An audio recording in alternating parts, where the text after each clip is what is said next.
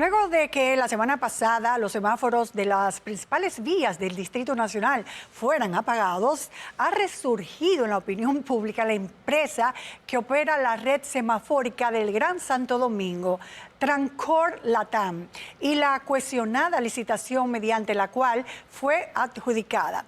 En este trabajo de investigación vamos a hacer una cronología de los hechos, desde la publicación del proceso hasta el apagón de los semáforos. Y también vamos a determinar cuáles podrían haber sido las posibles causas de esta acción.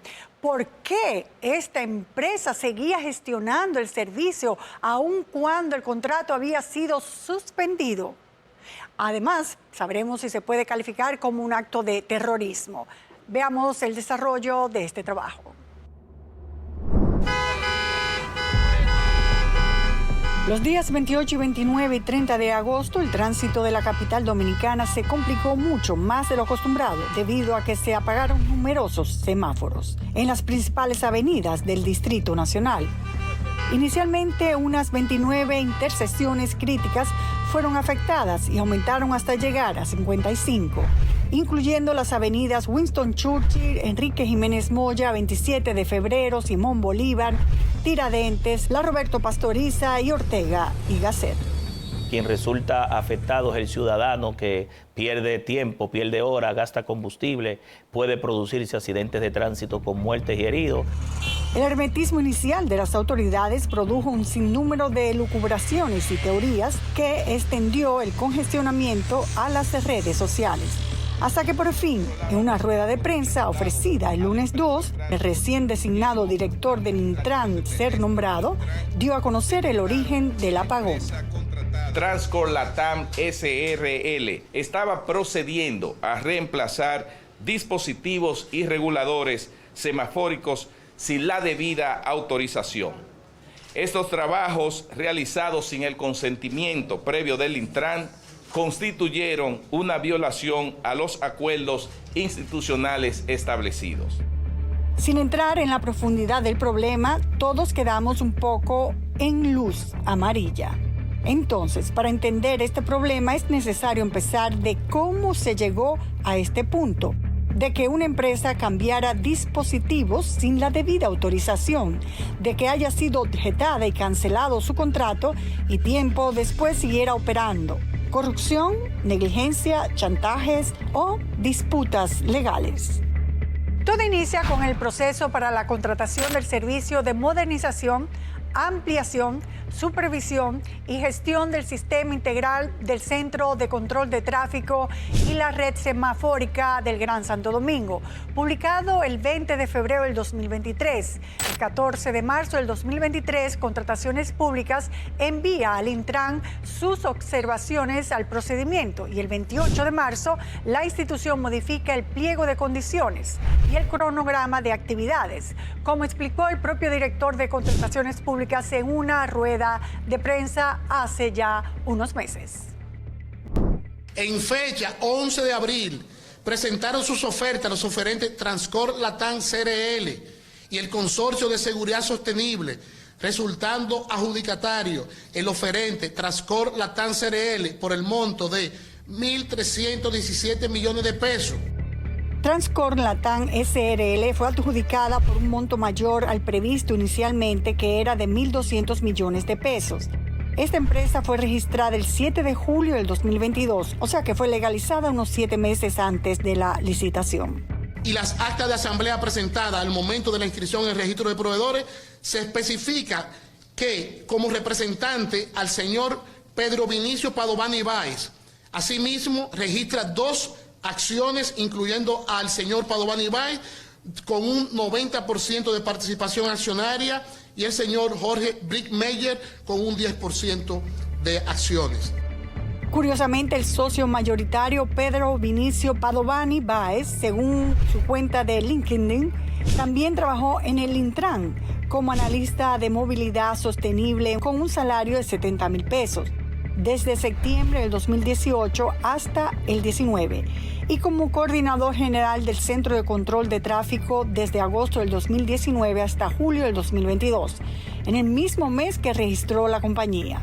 El 19 de junio suscribe el contrato con la institución. y posteriormente, el 6 de julio del 2023, esta Dirección General notificó al Intran las denuncias presentadas por Transcol LP, Sistema Integrado de Control, Sistracor Latinoamérica, quienes alegaban que la razón social Transcol Latam CRL supuestamente había utilizado información creadas de forma falsa. Habla de 3 denuncias, del 7 al 12 de junio y el 8 de agosto del 2023, por estas empresas: Transcor LP, Sistema Integrado de Control, Sintrancore Latinoamericana, quienes alegaban que la adjudicación presentó un documento supuestamente firmado por el director de Transcor LP, Ricardo Echandi, donde certifica que les había suministrado servicios satisfactorios y los recomendaba. Sin embargo, esa comunicación nunca fue suscrita y aclararon que Sintrancore es una compañía argentina que data de 1993. Es representante exclusivo en el país de Transcor ITS LLC y que Transcor Latam es una empresa distinta, por lo que no tienen ningún vínculo. Se suman otras denuncias cuando 2 empresas, Incontrol SRL y Trafficon Dominican Republic, alegaron que el perfil de Transcor Latam se estructuró con características que se asimilan a las oscuras prácticas del pasado para favorecer intereses particulares, ya que fue constituida apenas 7 meses antes del proceso y aún así logró posicionarse por encima de ellos, que tienen más de 30 años de experiencia. Además, tenían varios traspasos de accionistas, específicamente uno del 21 de febrero del 2023, donde el 90% de las acciones pasan a Pedro Padovani, que, como mencionamos al inicio, era empleado de la institución contratante, irregularidad que fue confirmada por el propio Carlos Pimentel en aquella rueda de prensa. La Dirección General de Contrataciones Públicas ha podido identificar un entramado societario con estructuras empresariales complejas. Se trataba de una maniobra para esconder los verdaderos socios, que más tarde saldrían a la luz. Pero sigamos con la línea del tiempo. Por este motivo, Contrataciones Públicas recomendó al Intran verificar los documentos de los denunciantes y formalizar una solicitud de inhabilitación. Al no obtener respuesta de Intran, el 23 de octubre del 2023, el órgano rector de las compras envió una comunicación a la institución contratante, donde establecía que profundizaría las investigaciones de las denuncias. 4 días después, el 27 de octubre del 2023, Contrataciones Públicas suspende el contrato tras encontrar graves irregularidades. Entre muchas, como que la empresa contratista alegaba tener una experiencia de 19 años en contratos similares, pero su registro mercantil, como habíamos dicho, solo es del 2022. Falsificación de documentos, estructura empresarial imprecisa, composición accionaria difusa, naturaleza inusual y precisa de los resultados de los índices de cálculo en cuanto a los estados financieros, movimiento de accionistas sospechosos, entre otras irregularidades.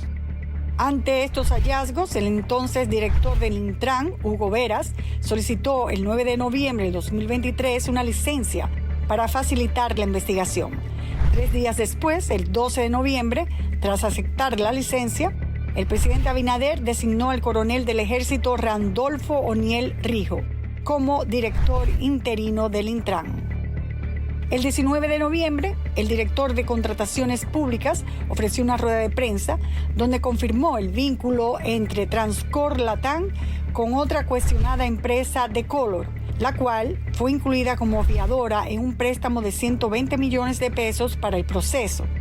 Esto permitió identificar parte de los verdaderos dueños de la empresa adjudicada. La empresa de Color CRL está relacionada al señor José Ángel Canaán, conocido como Jochi Gómez. Cabe destacar que nosotros denunciamos que Jochi Gómez y su empresa de Color habían sido beneficiados con un cuestionable contrato de emisión de licencias de conducir en el 2004. En el 2012 fue investigado por chantaje y extorsión, así como de hackear los correos de 44 personalidades.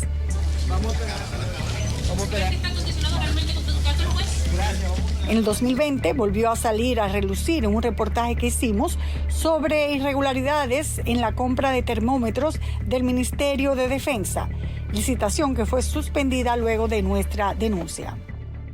La ganadora de la licitación fue The Color SRL y el monto de la compra ahora es de 19.859.612 pesos, o sea, unos 3 millones de más del monto presupuestado por el propio ministerio de 16.830.000 pesos. Por fin, el 27 de noviembre del 2023, este personaje, Jochi Gómez, reconoció públicamente ser el dueño de la empresa ganadora de la licitación de los semáforos del trabajo en cuestión. Siempre he sido el beneficiario final del 80%, de por lo menos el 80% de las acciones de Transcorp LATAM. El otro 20%, tengo que decirlo hoy aquí, estaba reservado y está reservado para el señor Ricardo Echandi, quien es una de las personas que hoy nos denuncian.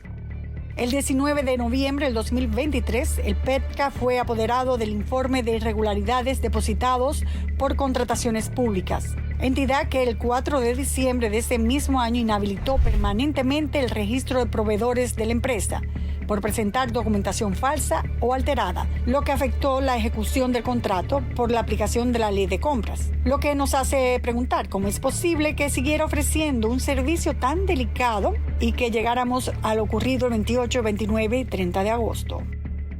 Cabe destacar que justo un día después de que los semáforos empezaran a presentar fallas, el 28 de agosto, Jochi Gómez lanzó esta amenaza en su cuenta de X. Atención, hace 9 meses se implementó un nuevo sistema de semáforos en el Distrito Nacional. Sin embargo, Carlos Pimentel y Contrataciones Públicas denunció públicamente que estos semáforos eran pintados y con tecnología obsoleta y falsa. ¿Qué ha ocurrido desde entonces? ¿Por qué Intran sigue guardando silencio? Jenny Berenice, este es el momento de tomar acción. Contraloría, presenten la auditoría correspondiente y que se preparen a enfrentar las consecuencias, ya sea para los que difamaron o los verdaderos responsables. El fabricante legítimo de los equipos ya está en el país, exigiendo respuestas y no dudará en retirarlos si no obtiene una respuesta satisfactoria. Bueno, después de ese tuit y esa amenaza, vamos a decir a qué se refiere él cuando habla de una auditoría técnica. Y es precisamente que la Contraloría General de la República estaba haciendo y está haciendo, o ya terminó, una auditoría financiera y tecnológica que ciertamente ya va a determinar lo que exactamente estaba sucediendo en esa empresa.